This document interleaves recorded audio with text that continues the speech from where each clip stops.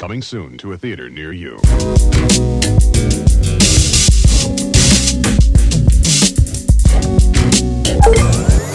Yo, what's up? It's your boy, Mr. Marin here. This is episode 41 of the Real Ones podcast with me, Mr. Marin, and my man, RB. RB, how's it going, brother?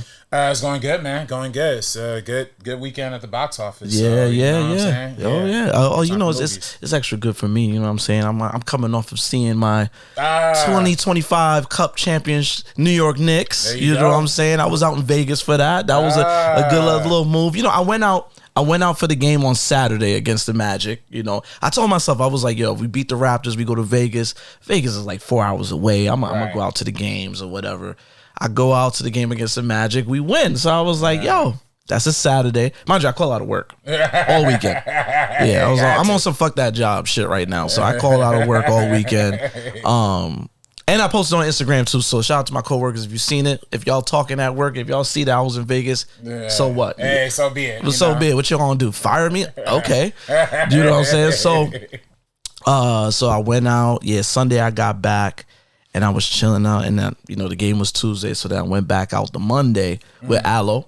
You know what I'm saying? Right. Yeah, I saw that. Me and Aloe y'all went both out. drove out? Yeah. I drove, you know, I picked them up. We drove out, you know, spent the night Monday, and then Tuesday went to the game. You know, I got to see my guys get that Cup championship. You know, that, my first little taste of the Knicks trophy action. You know, a little taste, just a little appetizer till June. Is it? Are they gonna hang a banner for that? Is Nope. there a banner being No we're not banner. hanging no banner. No banner. What? I got people on the inside that told me that James Dolan don't bang with Adam Silver, so it's something going on with them. Oh, interesting. Which, yeah, because James Dolan is trash, you know what I'm saying? Right. That's the Knicks owner, for those that don't know. Right. And Adam Silver, he don't bang with him. But, you know, I also see it this way. Yo, June is the goal, man. I think they're going to put up something quietly, but June, like that June banner, that's what matters most. I mean, yeah. How far they could get. I mean, you know, it's like, this might be the best time for the Knicks, especially on the Eastern Conference. Absolutely. Like, Giannis is out. Yeah, Taliban is out. You know what I'm saying? Yeah, like, listen, man. This is we got. I think we win in the East this year, though. I ain't scared of nobody. Yeah, except for OKC, but then we'll deal with that when we get there. Yeah, I mean, nobody's gonna beat OKC. I mean, honestly, the Spurs got kind of lucky with that one, though. Like, they did. They definitely did. Lucky, they definitely did. But you know, we're not doing like the Lakers and putting up, you know, Cup championship banners, doing ceremonies. Well, y'all should. I mean, y'all did all of that. How many banners y'all got? Listen, man. Yeah, listen. The more banners, the better. I think. You know what I'm saying? Y'all need something to hang up in the garden. Like, listen, man. We wait until June. We putting up the real banners, all right? You know, but RB, is there anything you've been watching? What's going on with you, man?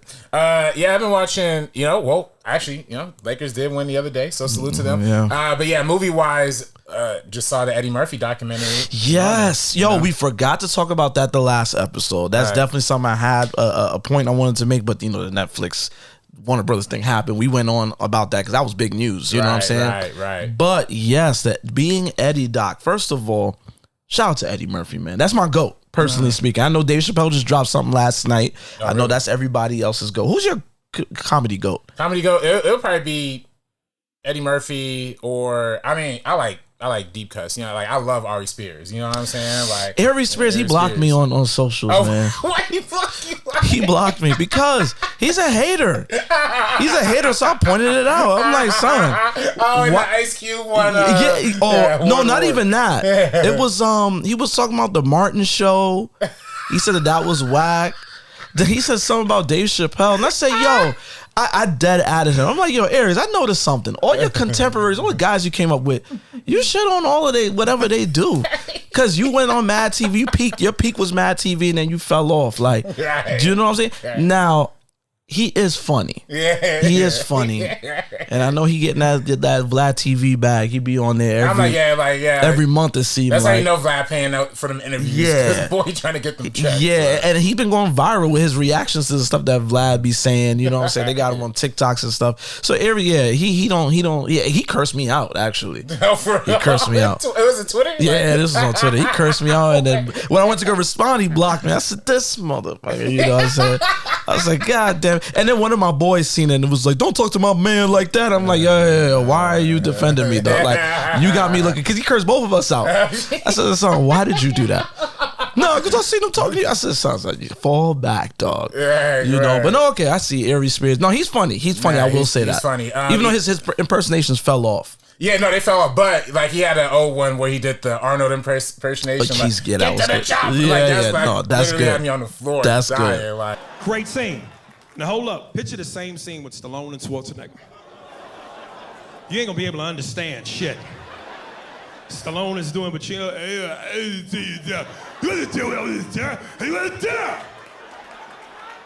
there's a flip side to the coin. I might have to take it down. I won't like it, but I'll do it.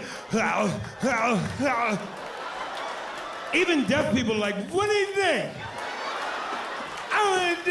What do you think? Can you imagine him asking his woman for head? Maria, come on, give me head, go down. Don't come up for air, breathe to your ears. He got a funny, I think, is it Eddie?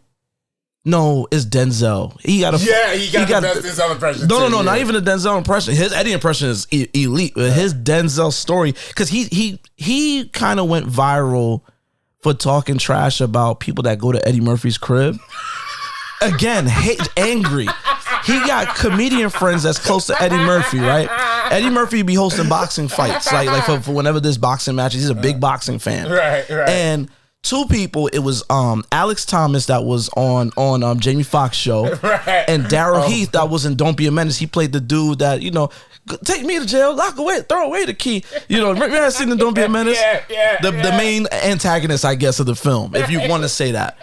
So they go to the boxing match, and they told Aries Spears to come with them, and I think he said, nah. He's like, I'm not gonna be nobody's court jester. He's like, he's like, y'all want to go there and make Eddie laugh? Why don't Eddie put y'all on and produce something for y'all? I'm just like, bro, it's just go. You're getting invited to go watch a boxing match, dog. Just like hang out. Just hang out with Eddie Murphy. But I said Denzel too because he has a Denzel story about when he was hanging around Denzel and he was trying to be. I think Denzel was eating ribs or something like that, and he started doing Malcolm X impression. He's like, "You can't be eating them ribs, brother." And I remember I was fucking with Denzel because I think he was eating some barbecue, and he might have been eating some pork. And I said to him, "Hey, brother, what you doing eating that pork? Didn't you just play Malcolm X? Thinking I'm gonna get a laugh?" And he looked at me with the most serious face and said, "You don't have to be a killer to play a murderer, brother." And then I kept trying to be funny, and it wasn't working. So finally he said to me, "Hey, why don't you stop while you're behind?" And I heard in my mind, I heard the Pac-Man noise. Yo, Aries Spears, like, he's very jaded. I could tell he's very jaded in Hollywood just because he ran into so many walls, so many, you know. But anywho, that's my kind of comedian though. Just angry, hater. It comes from. That's why he funny too. It comes from a deep place. He angry. You know what I'm saying? Right. But okay, sorry. One more older go to. Who was the homie? Bebe's kids, Ruben. Robin Harris. Robin Harris. He's funny. Yeah, he's another. But he's like old school funny. Like, like some of his jokes is like, huh? But it's like the delivery is like, all right, I get it. Like he has that scene in Mo Better Blues with him and Denzel's going at. That is hilarious. So Denzel had like a question mark. Like all that shit was improv. That was all improv. You know? Yeah. No, he's good. And I think he's a lot of people's go-to. He's very influential. Very influential. Facts. No, he's one of them ones. Like I don't know if I told the story on the pod before. But like, I think my dad and my uncle Bob, they had like went to this comedy, and a few other people. That went to this comedy he was at a comedy. He had a spot out here somewhere. Yeah, exactly. That like celebrities used to pull up to and like everything. Yeah, no, that was the spot. I guess in the 90s or whatever. This is way before I was born. You know, but like my dad, my uncle like pulled up, and then like. My uncle was wearing this crazy pinstripe suit. It was like a crazy suit. So then, like, and they walked in kind of late, you know, mid-show.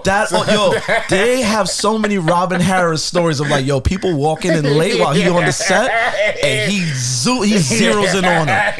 Nah, so he got at your uncle. Yeah. And, you know, my uncle one of them hood dudes. So he was like, so at first, like, he walk in and he hearing the jokes, and Robin Harris like, yo, that pimp dude look like he just got in jail.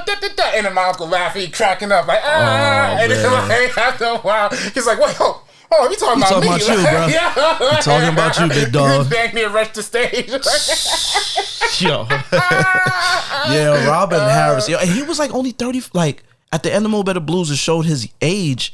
He was like 35? Yeah, maybe. Yeah. He looks so much older. He looked old. He had that old man vibe, what's up with OGs being like 19, looking like they have like 5 kids at home? I was watching a college football game from like the 80s one random day, and it was showing the roster, and then all of them was wearing their suits and their mullets and stuff. They look like grown ass men, dog.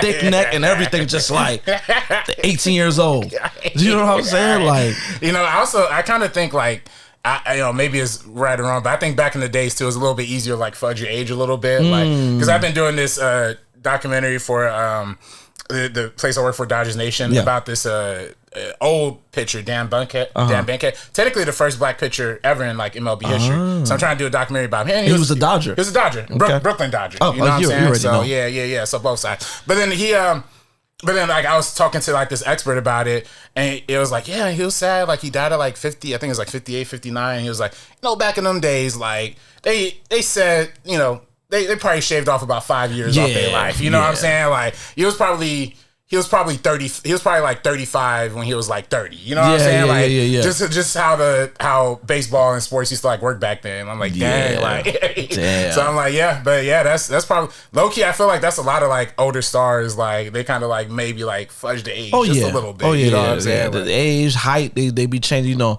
motherfuckers become 5 inches shorter out of nowhere. They be like, yo, what happened? I thought you was 7'4". How you 6'11" now? You know?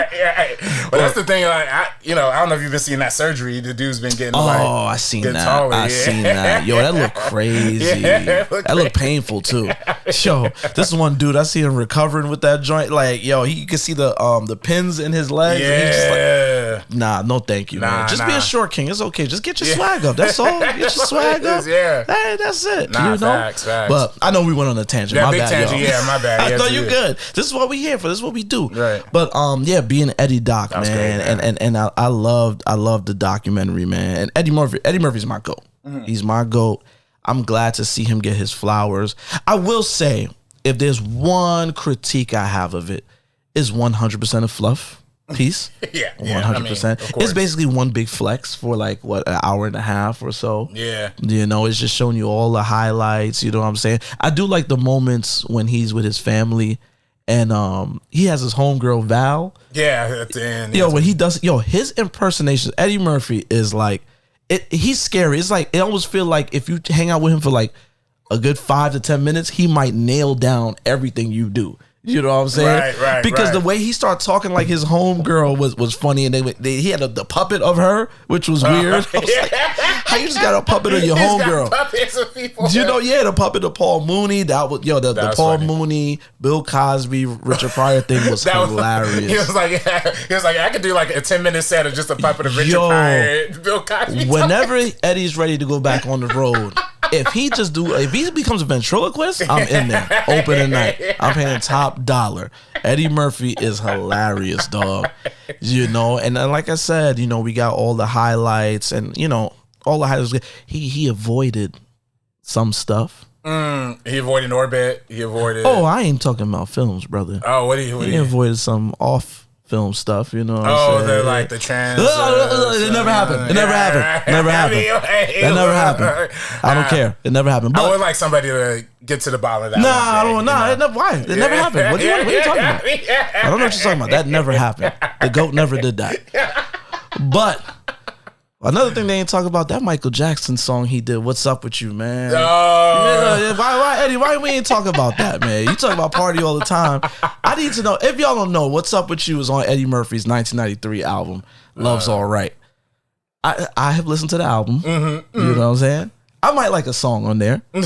That album is bad. It's pretty bad. "What's Up With You" song, I remember when that came out. And Michael Jackson's on that song too? Yes. Oh, shoot. I didn't know that. He's on the hook.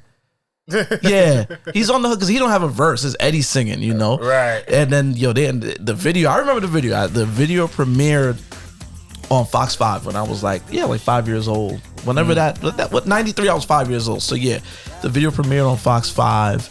And I just remember they were in the clouds. Eddie had on a wife beater or tank top rather. I know wife beater that's just old school lingo. My bad.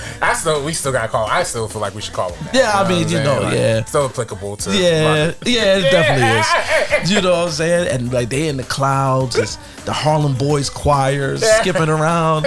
Eddie is like whispering in Michael's ear in some parts of the song. It's like, yo, what's good? What's up with this, man? What was y'all on, dog?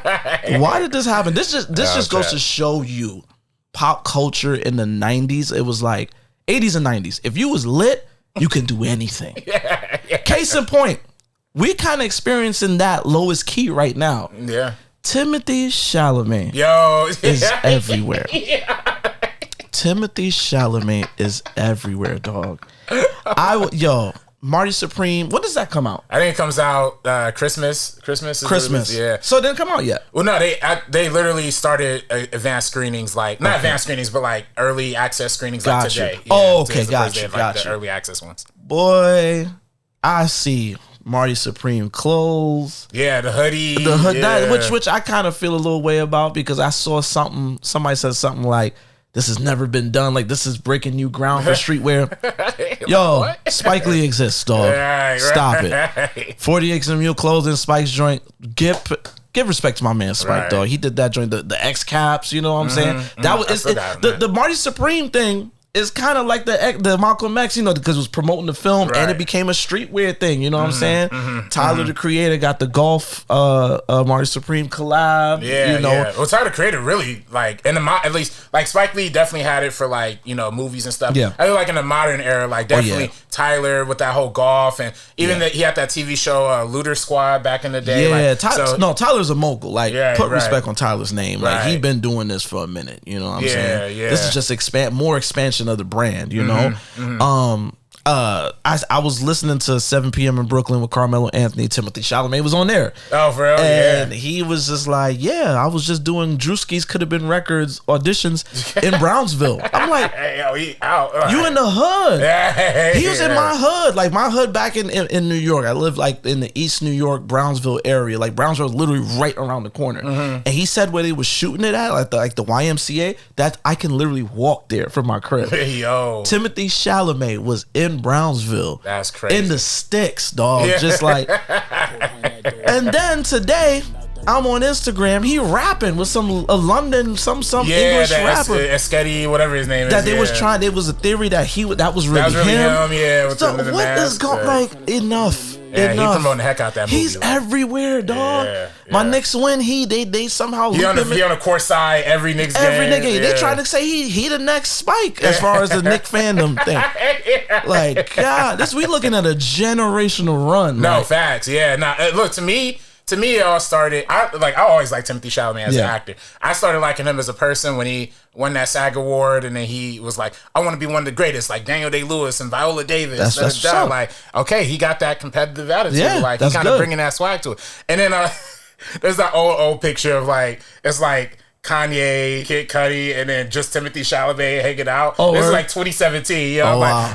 Imagine being like, I missed that one. Yeah, that's an old photo. But this is pre, him taking Kylie Jenner too. So it's like, he got Kylie. It's just like he really got he and found his way into the pop hip hop culture. And his respect for the culture. Yeah. It's something I do admire. You know what I'm saying? He put up to Anthony Edwards' podcast too. Yes, he did. He won White Boy of the Year award. Yeah. He's lit right now. He's super lit, and I just hope nothing. I hope he don't go and say something pro-Israel or MAGA and just mess up the momentum. Right. You know what I'm saying? But he's lit right now. But it's also all right, man, come on, dog. God damn. You know how culture is in general. Whenever we do stuff, it's kind of oh yeah, and then when the white boy do it, it's just they go hype. Oh my God, this is crazy. It's never been done before. It's yo, stop, dog. You know what I'm saying? So it's it's I rock with him, but there's a little bit of that too. I'm all right, bro. You know what I'm saying? But no, now that it just dawned on me, his run is similar to Eddie's 80s run. Now, Timothée might not have, I don't know, maybe he does have the resume. I mean, I would say between Dune, what's the other one he like? The Bob Dylan movie, like surprisingly made a lot of money. Like, of course that's like Bob Dylan, so it's like a little bit of that too. But it's also him. He's the star. He's star power. Yeah. He drew people in. He has a lot of good roles. He's not. I don't know. I think Marty Supreme. I think he's really going hard on Marty Supreme because this is his first one that's like, I'm the star. I'm like literally the face of the poster, like type thing. And like, he's acting.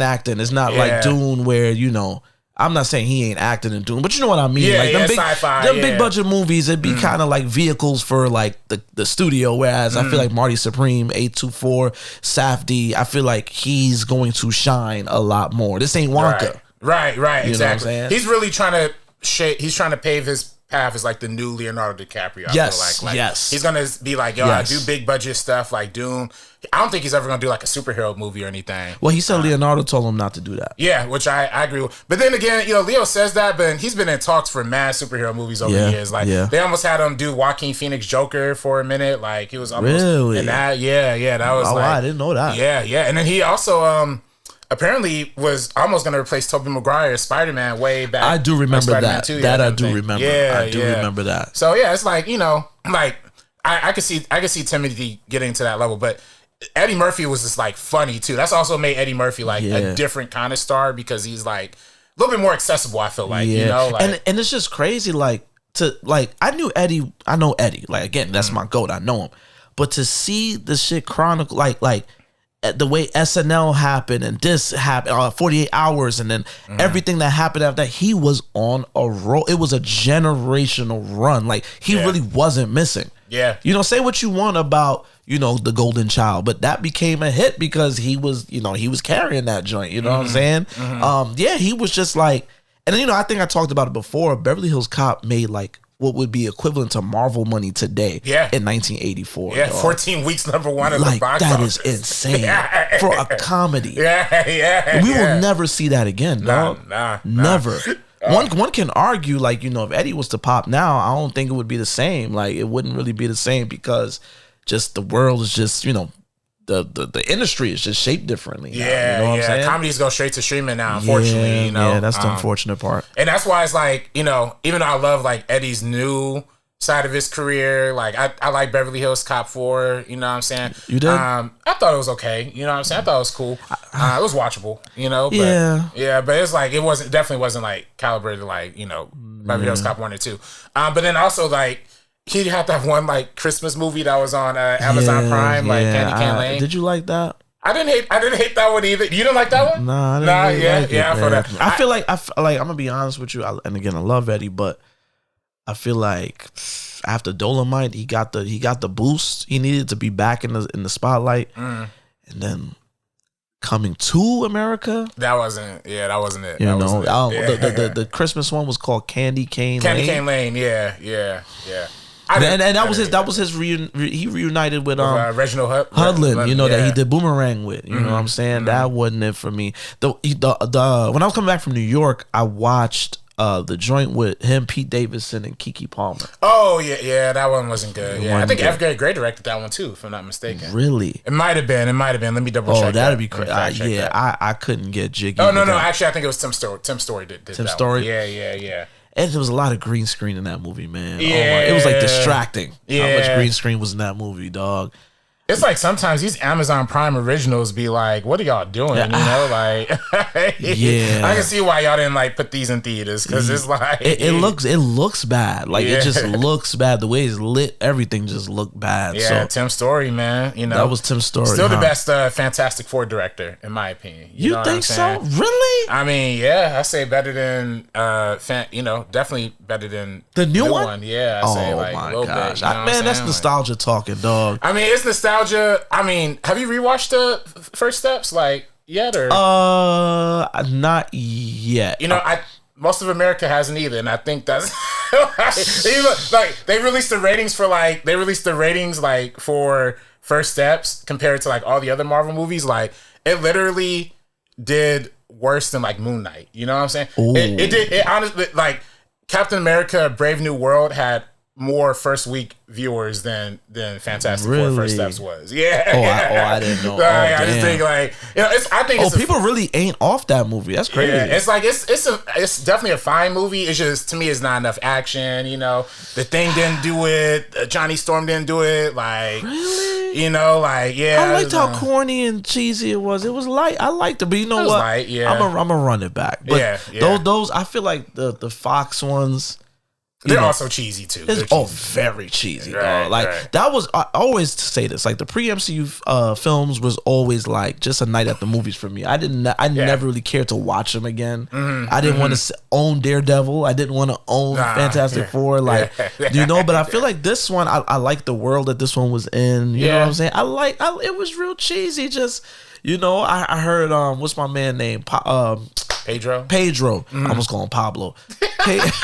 Pedro wanted to do the mid-Atlantic. The 50s accent. Yeah, see, that would have been cool. I wish he had done. I wish they let him do that because, he'd really been cooking. He really would lean into the campy 50s, 60s side of things. That would have been cool. But I did enjoy it, man. But you know what? You got me thinking. Maybe I should run Disney. I'm gonna run it back. I'm gonna run it back for y'all. Maybe man. I'm a little biased because Tim Story. He one of us. He's a brother. He's a brother. And USC graduate too. You know what I'm saying? Oh, is he really? Yeah. He went to USC. Oh, I didn't know that.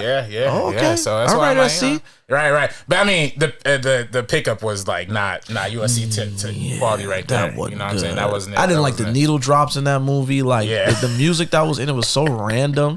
That Kevin Gates song, I'm just thinking with my dick as he's driving. I'm like, oh, this is so bad. That's why they had Pete Davidson in that documentary. Now I think about it, I was like, what's Peace Connection to Eddie? But was that movie? Yes, there you go. Right. But but being Eddie was great, man. That was good. It wasn't great. Excuse me. It was good. It was serviceable. It was good. It's just it's great for, hey, you want to know something about Eddie Murphy? You never seen Eddie Murphy? Here, check this out. Right. You know what I'm saying? If I'm going into it never knowing anything about Eddie Murphy, that'll sell me. It's I like that. I like the overall career profile. To me it was honestly like a very good contrast from watching the Diddy documentary last week. Yeah, and I was even watching it again with my mom's because she hadn't seen it last night. She wanted to see the Diddy documentary? Yeah. So it was on episode 2. How you watching that with Ma Dukes, man? She wants to see it. She's more into it than I am, honestly. Yeah, but I'm like, dang, all this darkness and sexual violence and Pac and Biggie getting killed is like watching that versus watching Eddie just tell funny stories. I'm like, I'm kind of with that. Yeah. And they had that Charlie Murphy footage in there too. Like I love that part of the documentary. Yeah. That's one of the and he didn't get too emotional. Right. But it's one of the, because Eddie's, he said he doesn't do funerals. He didn't even go to his brother's funeral. He pays for them. Right. But he don't go to them. And I like that little moment we got to kind of reflect on Charlie, and that was dope. That was dope. Kind of using his stories as like almost like an interview piece, like was like really nice too. Yes, that was a nice touch, man. I'm telling you, Eddie needs to do a one-man show, you know what I'm saying? Yeah, just one more. Yeah, right. just tell stories, because his stories are amazing. The way he impersonates the people as he's I need more of that, man. Yeah, they should get Spike to direct the one-man show, because he did the Mike Tyson one, right? Mike Tyson one. That would be crazy. And I'm pretty sure he would be open to it. That would be crazy. I tell you, I've been to Eddie Murphy's crib.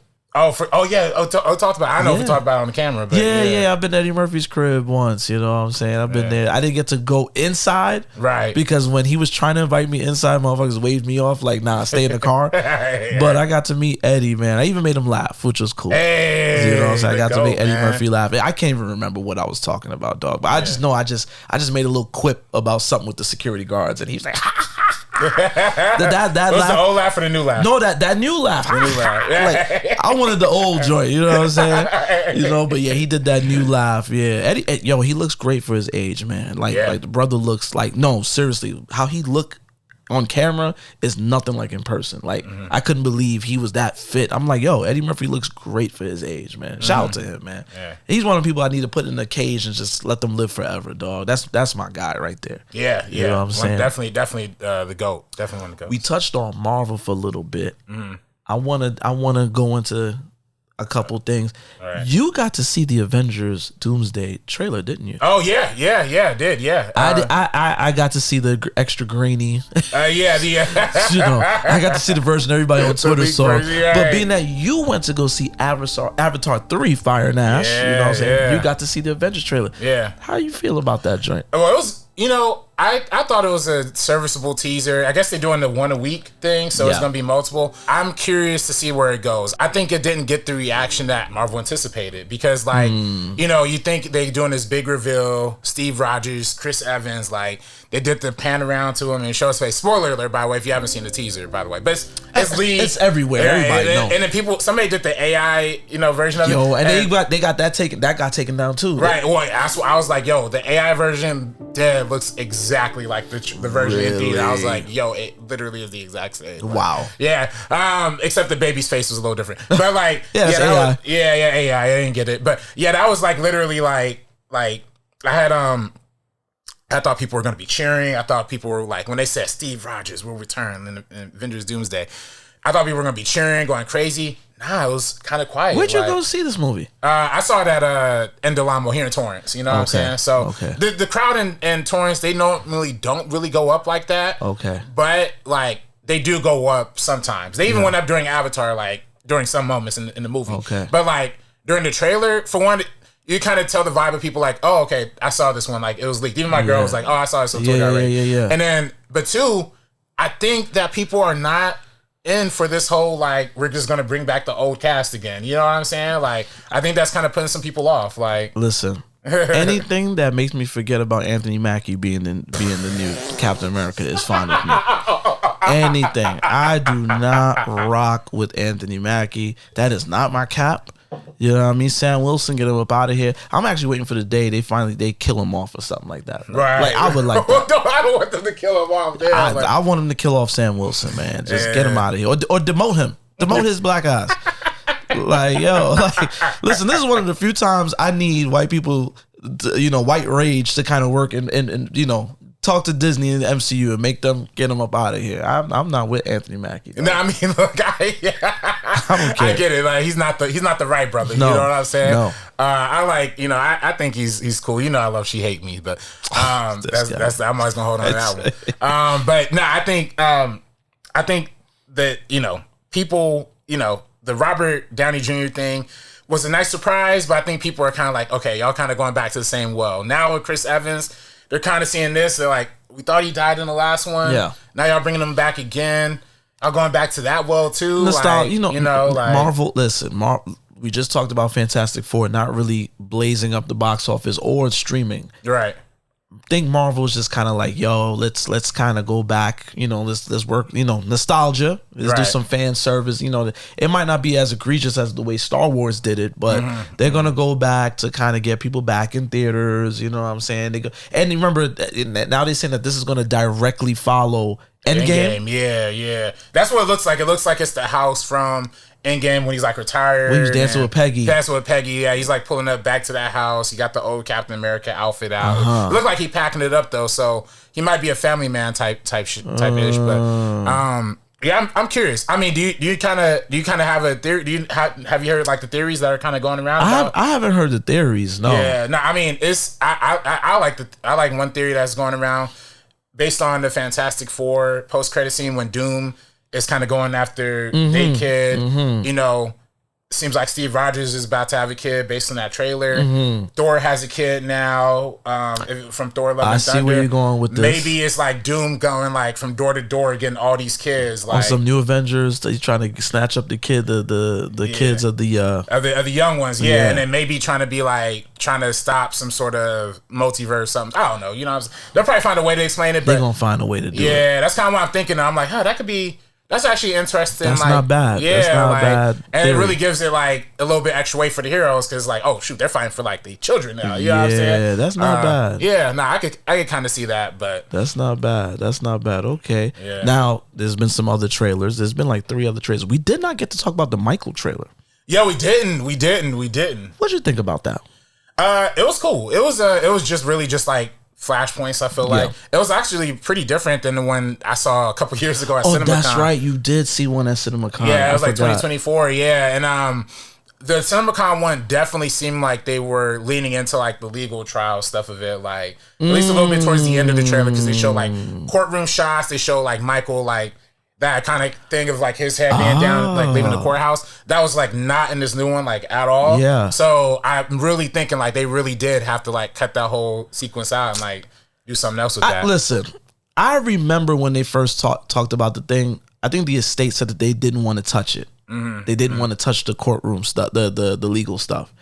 So when they said that, oh, we had to cut it or whatever because of a mistake, I think that was bullshit. Like, you know what I'm saying? But then again, if you're now saying that you kind of saw things, you know, okay. Yeah, I think, I feel like they probably did, because they showed it in that trailer, and then even the producer, like Graham King, is like, he kind of alluded to, we're going to see a new side of Michael that really kind of takes the narrative in a different direction. Like, kind of alluding to like, we're going to like correct the record a little bit. Okay. But like, again, I don't think they're touching any of that. I don't think they, you know, which is fine. I feel like this is just going to be another Whitney Houston movie. Like, no. Yo, please. It's not going to get nothing problematic in there. I hope we don't get another I Want to Dance with Somebody, man. That was no. But I will say I do like the trailer. Yeah. It's a lot of energy in it. Yeah. You know, Jafar Jackson. He looks just like him. He looks just like him. Yeah. They gave him the big old negroidal nose and everything. You know what I'm saying? I feel like the voice is AI though. Hey, we gonna do this again, Quincy? I was like, nah, that's probably AI. You know what I'm saying? I was like, I don't know if I believe that that's that man's voice. You know what I'm saying? I don't know about all that. But it looked really good. It comes out April? April. They're giving an IMAX release. They're rolling it out. Yeah, it's getting a big rollout. Yeah, and it's the producer Graham King. He also did Bohemian Rhapsody. So that's right. Yeah, it could. I mean, I really do think this is gonna make $1 billion. Antoine Fuqua, obviously one of our great directors working right now. Coleman Domingo. Yeah, I can't wait to see him as Joe Jackson. Yeah, I cannot wait to see him. Neil Long is playing Catherine. Neil Long, right. You know what I'm saying? I heard like, Janet Jackson was kind of involved, like low key, like uncredited, nice. Like so maybe she is kind of helping Javar, like get the acting right. Good. Janet Jackson is a good actress, like very good actress. Like she's actually one of the better ones. Yes, very good actress. So it's like I could kind of hopefully she kind of navigates that performance. But yeah, it's great. They said in one of the press releases, it's gonna be like 27 songs, like 27 Michael Jackson songs in this movie. Like, so it's gonna be a lot of music. They're gonna be sounding a lot of music, but we're gonna see how that goes. Yeah, I see a lot of people's excited about it, but I got an issue. When I'm online, people talking about I can't wait to go there. I'm gonna be like this in the theater. No, fuck that, please.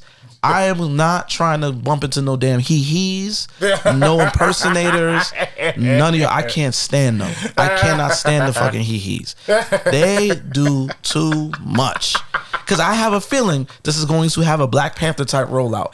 People are going to come to the theaters full dressed. Wilding. Yeah. Wilding. I don't want to see nobody with no bad jerry curls. I don't want to see no glitter socks, no glitter gloves. I'm going to the whitest theater possible at a showtime that like I know nobody is going to be there because I want to really enjoy the film. I know no distractions. I don't like Michael Jackson impersonators. I really don't. Like I remember the first time I came to LA, I saw one in front of the Chinese theater, and like he was one of the impersonators that not only dressed up like Mike, but he altered his face. He looked crazy, and he kept staring at me, and that joint was creeping me the fuck out. Everywhere I looked, he was just kind of just like beady eyes. He looked crazy, dog. I do not like them. That Fabio Jackson, you see the one, the white boy that's standing there looking at the impersonator like he's Mike, and he been talking crazy online, trying to say that he's the original Michael Jackson. I was gonna say, like trolling and stuff like that. And he a Zionist too. Pack him up. That's a white. He's white too. He's a white guy, right? He's white. Like, come on, man. That's crazy. Nah, that's funny. It's talking about them Hollywood impersonators, man. The saddest I've ever been, because Network was right there on Hollywood Boulevard. Yeah. So me and Nate was walking, getting lunch one day, and then there was like a Superman impersonator, but it was very clearly like it was a black dude. He was homeless. You know what I'm saying? A black Superman impersonator? Yeah. But his face was dirty, and then he had the Superman suit on, but the suit was dirty too. I'm like, and he's like, hey, do you want a picture with Superman? He said, hey, I'm Superman. You want a picture? And I'm like, nah, I'm good. He's like, Superman not so super anymore, huh? I'm like, man. All right, here's 20, man. Yeah. All right, you trying to pull out the orange trees, man. You got it, bro. Here, take this 20. The crazy part is he probably took that 20 and went and smoked crack. So if that made him feel like Superman, hey, man, enjoy that, brother.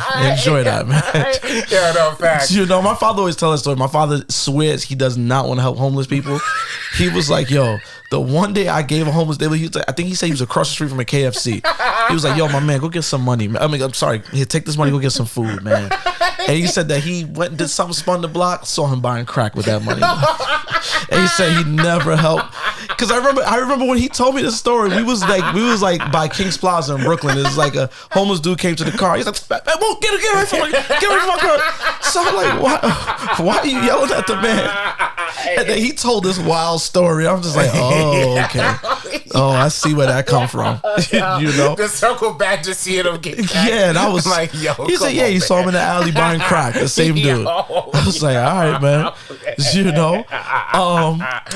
Another one of our favorite auteurs just released a trailer, Steven Spielberg. Oh, yeah. Disclosure Day. Yeah. That one didn't even play in front of Avatar Fire and Ash. At least my screen didn't. Really? Like, yeah, I was like, what the heck? Like, what you thought about it, man? But I like that trailer. I know people that worked on that film. You know, some of the problematic people that worked with me on Highest to Lowest worked on that film. Oh, really? Oh, yeah, interesting. Yeah, interesting. I ain't gonna say the names, but one of the people blacklisted one of my mans. Like, he was trying to get a job on that film, and like blacklisted him just because he spoke up for himself because they was violating. Like, right. You know? Oh man. So like, I feel away when I saw the trailer. I was like, ugh, I'm gonna see her name in the credits. Ugh. You know, but I'm glad to see Spielberg back, man. I love Spielberg, man. I told you that documentary.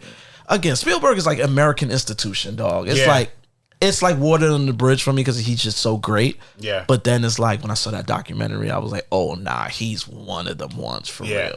He's like goated. Like he got like that Stevie Wonder thing for me where like I say Prince is my GOAT. But if somebody say Stevie Wonder, it's like, yo, you got it, bro. Right. You know what I'm saying? You got it. I ain't even gonna argue with you. Right. Steven Spielberg is one of those. You know no, literally generations of great films. Yeah.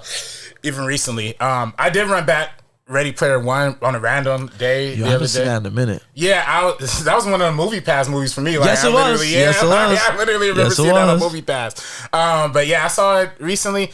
I'm not gonna lie, that one wasn't that good, you know, but it was it's super ahead of its time. I mean, kind of, I guess, right in this time about the whole VR, like getting real isolated and like social media type thing, you know.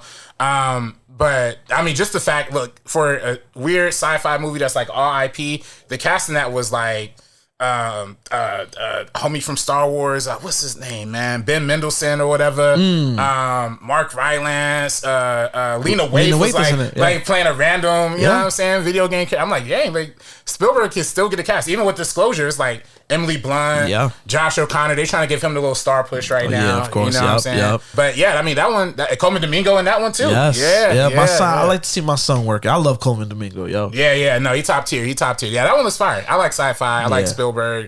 You know. Yeah, I'm in there. I when I heard, because again, I know people that worked on it, and the word got to me what the film was going to be about. And I was like, yo, some alien stuff? I was like, yeah, I'm in there. Like, Spielberg, I'm in there. I feel like Lois Key, I kind of see everything he drops in theaters. Yeah. It was like one of those, I didn't think about it till the other day. I was like, yo, I saw War of Worlds. I saw AI, Artificial Intelligence. I saw Ready Player One in theaters. I love West Side Story. Saw that in theaters. You saw that, You know, and I was like, oh, shoot, I think I'd be going to his movies kind of consistently. Didn't even think about it. Because it's such an event, you know? Yeah, it's always, like Spielberg is, you know, he doesn't... Oh, it's funny. He does a lot of movies, but it's like always spaced out like 2 or 3 years in between. So it's enough time to get you excited. You know what I'm saying? Yeah. And also, if he does a bad one, you kind of forget about it. Like, I'm trying to think. What is a bad Spielberg movie?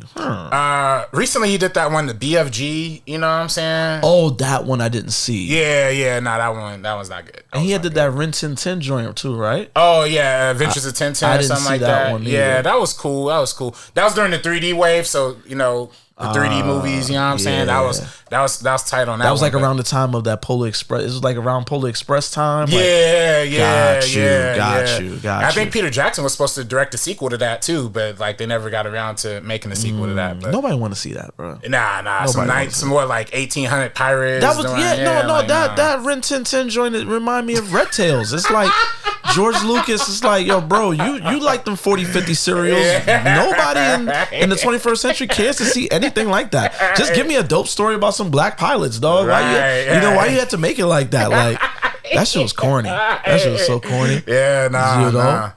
Oh, you remember? Oh, when's the last time you watched Red Tails? I probably haven't watched this like middle school. Oh, Like, Method like Man and Neo doing the Southern accents. Oh my God. 3 planes, the hydraulic pumps are shot. Oh, shit. 2 more got back Grab up. a piece of that tape, put it over that hole. Black Jesus, white Jesus, Tooth Fairy, something is wrong. What the hell is this?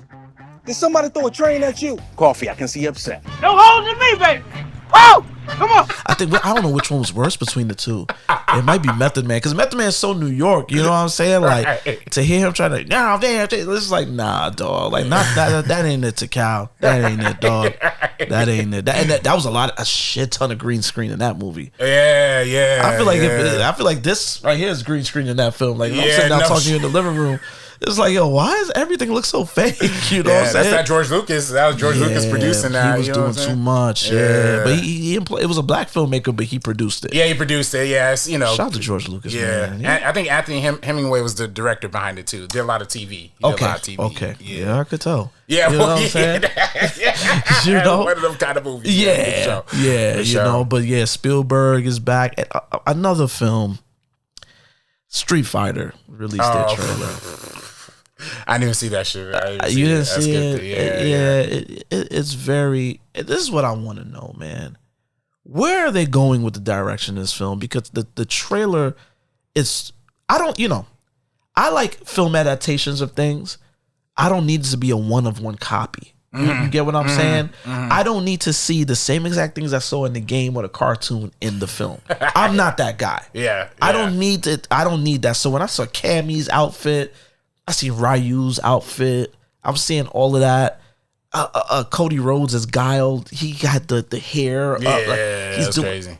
50 as the home. 50 with the jacked up hairline as Balrog. I didn't need all of that. Now it might work if they go campy with it. Yeah, it might. Some work. 90s, Mortal Kombat. But then, how different is it from the ¡94 film at that point? Right. You know what I'm saying? Right, exactly. And then you got your man in it, Andrew Schultz is in it. That's like not my bad. Yeah, and Eric Andre is in it, wilding out in the trailer. I was just like, yo, like, it's a teaser. They didn't really give us a whole lot, but I'm just like, yo, what are they trying to do with it? This could either be really cool and fun or really, really bad. Yeah, it probably is gonna lean towards the bad side of it. But who knows? Like I don't know. I guess I'll see it. I got the A-list. A-list. Might use it on that drive. I'll see it. It's just that I don't know if I could do looking at Andrew Schultz on screen. Nah. Facts, I can't do something at all, bro. Like it's bad. Like he's one of the people I really cannot stomach. Right. You know That's why Kendrick had to get at him on GNX real quick. As he should. You know what I'm saying? Or at least Kendrick said something, but he took it like, oh, you talking about me? It's like, damn, a hit dog will holler, dog. You know what I'm saying? A hit dog will holler. But, I see Criterion got Killers of the Flower Moon, man. That's gonna be finally. I've been waiting for that. I love the film. I think a few episodes back we talked about it. I know I was devastated when my homegirl didn't win Best Supporting Actress. What was her name? Lily Gladstone? Yeah, Lily Gladstone. Yeah, she was great in that. Oh, I feel to this day I just feel so bad for her character. It's like, God damn, she went through hell in that movie. You know what I'm saying? Straight up. So I'm really, really excited. I know the whole Criterion thing. Like it got to get approved by the studios that has the films and so on and so forth. And it got me thinking, man, what would be your top 5 Criterion film? Like something that you would make for Criterion. Like that like isn't currently on Criterion? Yeah. Top 5. I gotta think on that. Yeah. Well, I don't even know. I actually don't even know like what is Criterion and not Criterion. Honestly, you know what I'm saying? I gotta think on that. I mean, if we're talking movies like this year, there's movies like I saw this year that I'm like are definitely deserving of like, that kind of status. Like what? Like which movies? I love, there's this one, I think I talked about last time I was, last podcast, No Other Choice, from Park Chan-wook, that just came out. It's actually coming out wide release, I think Christmas, but it's like in like limited theaters. That one, dog, so good, man. Really? So good. It's about like, cause in Korea, like they're real strict about like work culture. Like if you're not working, like, you basically like you're a bum. Yeah, you're borderline suicidal. You know what I'm saying? So like it's this dude who's like gets fired from this paper company, And then he's been working there for like 25 years. So then he starts going to like therapy and like being like, and it's like group therapy for all the people like laid off. Like, like you are important. You have to do it. So then he sees another paper company opening up, and he's like, well, look, like, you know, there's maybe 5 or 6 top candidates who like I can compete with who are like better than me in paper. So what I'm gonna do is I'm gonna assassinate every single one of those guys, and then like I gotta be the top choice. No other choice. There'll be no other choice. This the dude that made Old Boy, so it tracks. Yeah. This some sick shit. Exactly. But then it's funny because these are all people who like love the business of paper. So then it's like the first dude he tries to kill is like the dude and his girl are arguing like all you do is work for paper. Why can't you get another job? And dude's like, paper's just my life. Like I love making paper. Like and then and dude's like about to kill him, but he's like, oh man, like I feel so bad. You ain't built for that, man. You ain't built for that. You wasn't ready to hear that. He's like relating. He's like, damn, my girl be good at me too. It's just so funny. It was like so funny, man. That's like a really so it's really like a comedy. It's like comedy kind of thriller, you know what I'm saying? But like really more comedy, you know what I'm saying? Okay. It's all played for laughs for the most part. Yeah, yeah. All right. But yeah, no, that I'll say like something like that. Honestly, a lot of Park Chan-wook films are like Should up there for me. Criterion. Yeah. Like he has The Handmaiden 2016 that came out. Okay. Yeah. That kind of stuff. I gotta think about what movies are not on there. What about you though? What about you? I know what movies I would choose. You know what I'm saying? Off rip, you know I could give love to the GOAT, man. 25th Hour. Oh yeah, Criterion. Yeah, that for sure. Oh, definitely. Criterion that 25th Hour. You know what I'm saying? I'm gonna go with. I mean, officially, it was a Criterion back in the day. It was actually instantly a Criterion, but then we haven't seen it since. Dead Presidents, man. Criterion. Interesting. Yeah, exactly. We need that. We need that. Damn, that's 2 movies. Boom. This one was also you know, I'm gonna give the GOAT 2 slots, man. This one was Criterion. I think on VHS or Laserdisc, and then I don't know what happened since. She's got to have it. Got a Criterion on that. I know Netflix got it right now. Netflix, Netflix, give up, pass the sticks, man. Let Criterion, you know, take care. She's got to have it. Ooh, damn.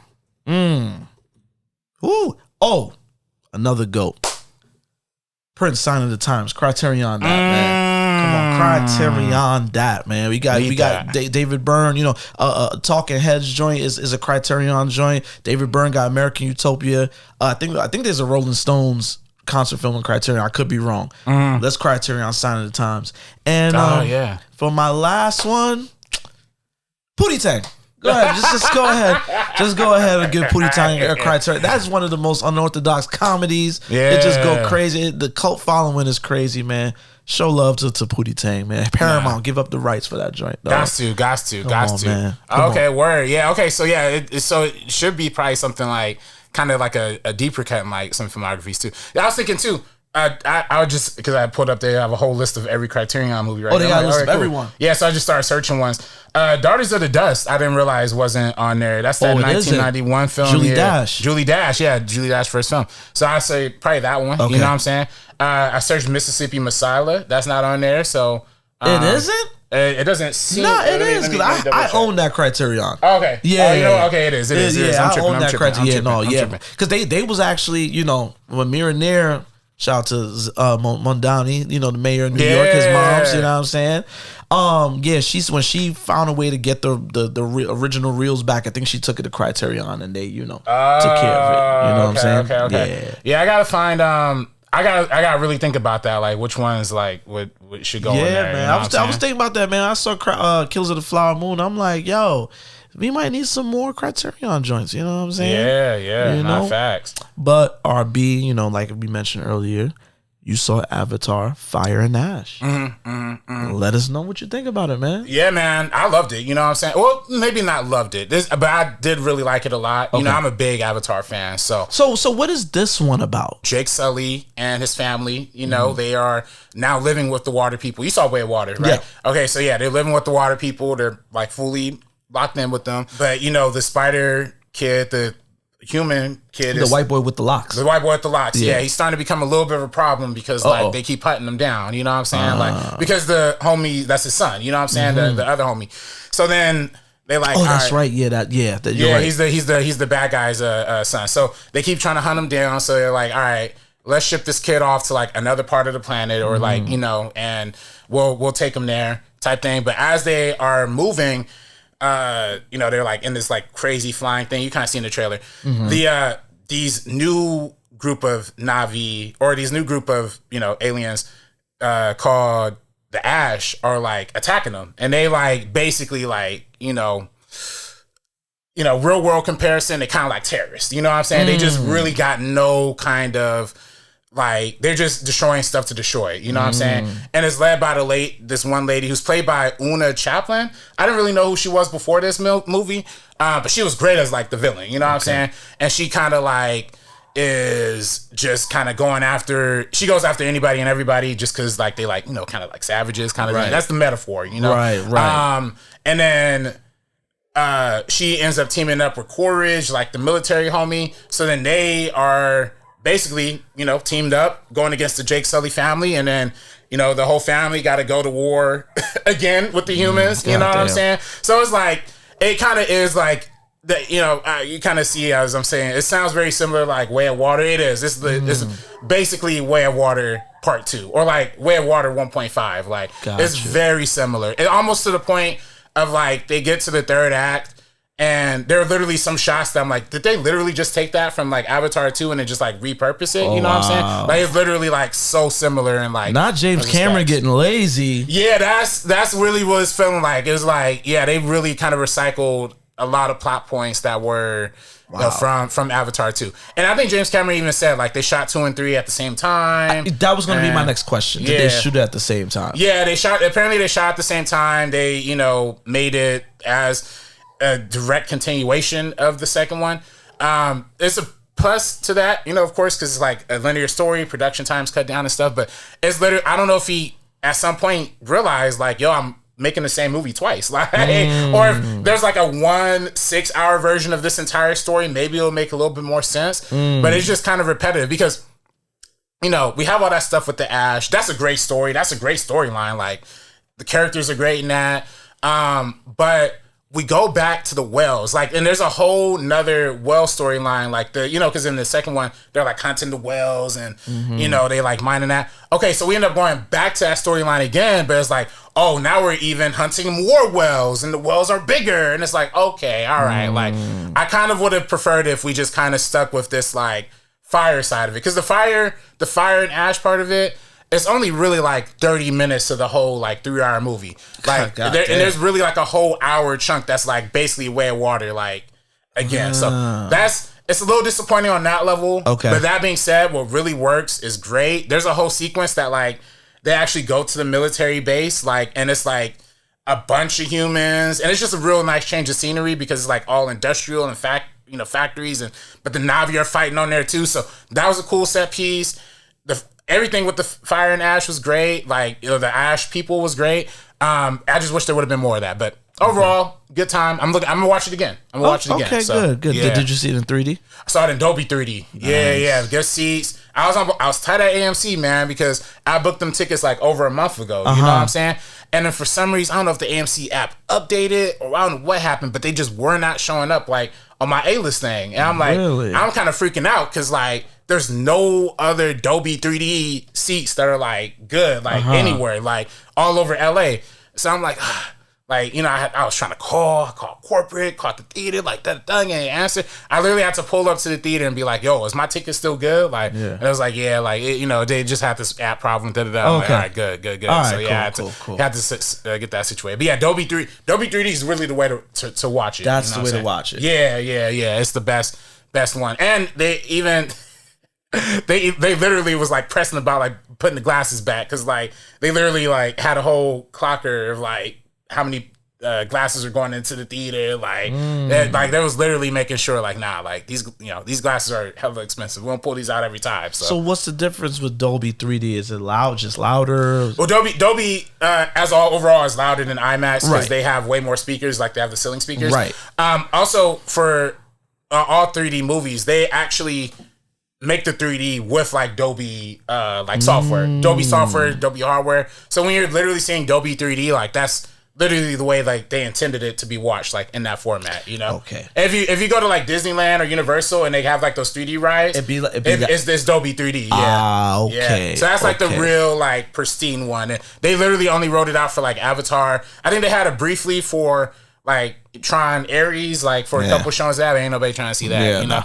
But yeah, if you see Avatar, Dolby is definitely the way. I'm seeing it at IMAX on Sunday. I'm going to City Walk. Oh, nice. Yeah, okay. yeah. See it there. But yeah, man, good time, man. Good time. AMC. So shout out to AMC, man. That Dolby 3D. I'm gonna have to do that. I think I'm gonna take my daughter. I took my daughter to go see Way of Water, and she had liked it. She was actually locked in. You know, for like 3 hours. Like she was actually locked in. So I'm gonna test the waters to see if she want to see the new one, and I might take her to go see that. Yeah, no. If you like the second one, you're gonna like the third one. It's just like you'll also see like it's so repetitive in terms of like, that's what I'm hoping if they get to a fourth one, which maybe they will, maybe they won't, you know, we got to switch it up. Like they got to go away from this water planet people and just make something different. Has there been early tracking as far as box office goes that lets us know, are people checking for it or not? Right now it's projected to make 90 million opening weekend, you know, so that's good. I don't think that's what James Cameron wanted. You know, that's not what they want, but at the same time, all these Avatar movies kind of have that like pattern. Like they open kind of modestly, but they stay in the box office like top 10 for like a long time. Okay, they stay so number one for like forever. It's like a slow burn. It's like they're always like slow burns. And then of course you got the worldwide numbers, which definitely gives it a little boost. You know yeah. No, it definitely.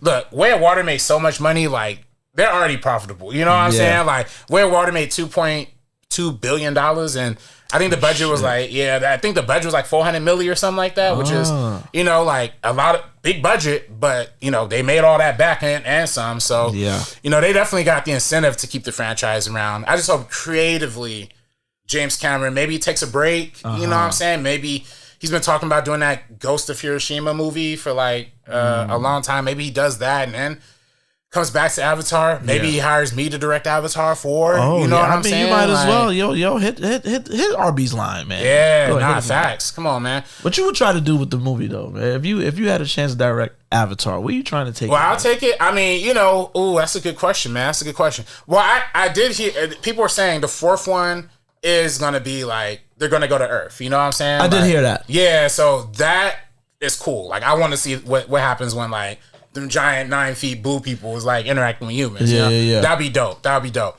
So I would want to see that.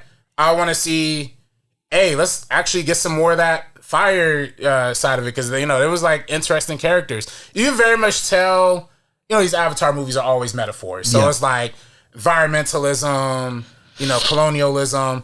With this one, I think the metaphor is a little weird because the Ash people, they're all like, we're going to burn down your religion. We don't believe in Ewa, And it kind of almost feels, and they, like I said, like very terroristic kind of things, almost kind of feels like some like Middle East Muslim, like kind of like analogy, but not very well done. You know what I'm saying? Like, and that's where I think if the movie had like 30 minutes to an hour more of that stuff and no more like I don't need to see the wells. I love the wells. Don't show me the wells for another. Don't make that the whole B plot, because I'm bored during those times. You know, I already saw that. So if they had more of the fire and the ash side of it, would have been a 10 out of 10. Might have been the best. You know what I'm saying? Yeah. But that being said, I enjoyed it. I want to see it again. I'll probably see it a couple more times. You know what I'm saying? Okay. And it's 3 hours for sure. 3 hours, 12 minutes. Yeah. No post-credit scene, though. No post-credit scene. No post-credit. So we talking 192 minutes. All right. Yeah, but then, you know, you want to see them... you want to see them trailers too, so... Oh, yeah, for sure.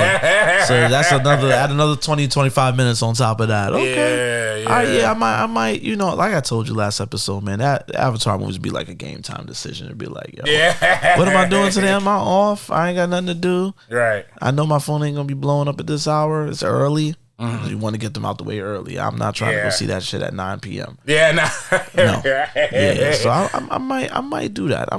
Let me see. I think this week, I feel like this week tickets will be booked up. Yeah, it's a lot of that's the tricky part. That's also what's kind of limiting about the box office in a way, because like people don't want to see it in like 2D or like even normal 3D now. It's kind of like not what it used to be. You know, like people are either gonna see it in Dolby, IMAX, 4DX, you know what I'm saying? Like they want to see it in like a bigger format. So it's like That's why the slow burn thing, I think, is going to take a big effect with that. Okay. For sure. Okay. Hey, man. Yo, man, Hollywood's been shook up lately, man. We had a crazy occurrence the other day. Rob Reiner. Yeah. Actor, filmmaker Rob Reiner, dead. Him and his wife killed. Yeah. By their son. Yeah. Nick Reiner. And now the details are coming out about how that went down. Yeah. You know what I'm saying? They was at Conan O'Brien's holiday party. Yeah. Your man was at the party, tweaked out in it's a tuxedo event. He there in a hoodie, staring at people all crazy. Yeah, they say like interrupted Bill Hader. Yeah, and I don't know why. When I read that, I saw it. I was like, Bill Hader just was like, he got that face. Yeah, like, yo, excuse me, I'm talking to somebody right now. Back the fuck up. You know? I saw it. I was like, yo, I could see that happening. They say he just stared at Bill Hader for mad long and just walked off. Yo. You know, the fact that he was there, you know these rich kids is brats. You know what I'm saying? Big grown man. You got your drug issues, which, they're saying he's been diagnosed as schizo. And you know these hard drugs that do that to you. These hard drugs that cause chemical imbalances and just give you shit. Right. You know? And his dad was like, yo, I want to keep an eye on him, so let me bring him with me to the shit. He get there, he embarrassed his pops. He like I said, he in a hoodie in a tuxedo event. You know, you embarrass your pops. Now you start arguing with your pops, and then they're like yelling at. He's like yelling at Rob and stuff. Yeah. Then for him, like, they go home. I think they said Rob was in bed. Yeah, sleeping. Yeah. Slit his throat, stabbed him up all crazy. Yeah. This is sick, man. Rob Reiner's great. I like Rob Reiner. He's one of those that, like, you almost don't, much like Spielberg's. Like I said, Spielberg is an institution. Rob Reiner is one of those guys you see pop up in films and stuff like that, and you don't realize you enjoy him as much as you do. You know what I'm saying? I was always, I don't want to say I admired him. I'm not going to talk about, but I do. I remember watching the fact that he was an actor. He played Meathead on All in the Family back in the day. And the fact that he transitioned that into like filmmaking and all sorts of stuff, and while still acting every now and then, like, I always thought that was cool. He had a run of good films too. I was gonna say, like, you talk about Eddie Murphy's run in the '80s, like he might literally have one of the best directors runs of all time. Go ahead, read them off. For one, your feature debut is This Is Spinal Tap. Like, they're literally a game changing comedy. Started the mockumentary. Yeah, I was like, and I make multiple Comic Shop, Core Life Crisis. Like, I made multiple mockumentaries. That's the grandfather of them all. Yeah, so I gotta. That for one is one. First film, This Is Spinal Tap. Right after that, The Short Thing, a nice little, a little bit of a deeper cut, but that's a good one. The Short Thing. But then Stand By Me is your classic. third film. Right after that, The Princess Bride. And right after that, When Harry Met Sally. Arguably the greatest rom-com of all time, if you ask some people. Yeah, no, straight up. And then after that, straight into Misery. I love Misery, dog. I love Misery. Yeah, you remember the episode where Pre was here talking about cracking Kathy Bates. She had asked if she had the fatty or something. I don't know. He was on some different shit that day. But Misery, no, deadass. And me and my brother, we talked about it in that episode that we grew up on that, watching. My grandmother had the VHS. We used to watch that joint all the time. You know what I'm saying? Like, it's like, yo, dog. Like, when I heard that, I was just like, what? Like, you know what I'm saying? And then even after Misery, he did A Few Good Men after that. Good men. We're talking about literally 1, 2, 3, 4, 5, 8 films. 1, 2. Wait, let me count that. Yo, that's a run. 7 films back to back to back. That's a run. All like classics. You want the truth? You can't handle the truth. Shout out to my son Jack Nicholson. I saw he was at the Laker game the other day. Hey, he back outside. I love to see. Yo, he's another one you need to lock. That's my favorite white man of all time. Yeah, facts. I think him and Michael J. Fox is like top 2. Yeah. You know what I'm saying? I love Jack Nicholson. He's so fucking cool. He's the man, dog. Here to go. But yeah, bro, like that Rob Reiner stuff is crazy. And the media, I gotta talk about the media real quick. Stop showing me that clean cut picture of Nick Reiner. Because typical Nepo situation. His son is a druggie, he homeless, he all over the place. And he said, come. And you know, he made the film. What's the name? Something. Being Charlie. Being Charlie. That's about them and their relationship. That film is about them, and you know, he brought him on to produce that, and he had him like producing stuff with him. Like I think Rob Reiner runs Castle Rock Entertainment. Yeah. He had him producing and stuff like that. So now every time they want to talk about what happened, they're showing pictures of Nick Reiner with the glasses on, clean cut. And then I was surprised when I saw a recent, because I didn't know how he looked. Right. Then I saw a recent picture of him looking crazy. Yeah, shaved head with the anytime you see a white man with the skin head, red flag. They at least gotta be wearing a hat or something to cover it up. Like. At least have some hair around it. I know your top is missing, cool. When I see the white boy with the skin head, red flag. He had the beard. He looking crazy on the red carpet. I was like, yo, why they don't show this picture? He just did something crazy. Killed his mom and pops. They said Billy Crystal saw the body. Apparently the daughter had called Billy Crystal immediately. After the police. And Billy Crystal, I guess, lives like right across the street. Yeah, so he came through, and dang, man. They said Larry David came through too. Yo, R.I.P. to my son Rob Reiner and his wife. I forget his wife's name. I think Michelle Reiner. Yeah. R.I.P. to Rob and Michelle Reiner, man. That's sad. We living in a sick world, dog. Yeah, that's really the thing. And I wish like people, you know, we got to really talk about like this whole mental health thing, because it's like, man, like we let this like fall through the wayside like big time, you know. And like, you know, you think somebody like Rob Reiner, like he got money, you know, he be able to keep, you know, get his son in the best facilities and all that kind of stuff, is like, to a certain extent, that's no amount of money could do that, could fix, you know, that kind of situation. You like, gotta leave some people by the waysides after a while, you know. It sucks.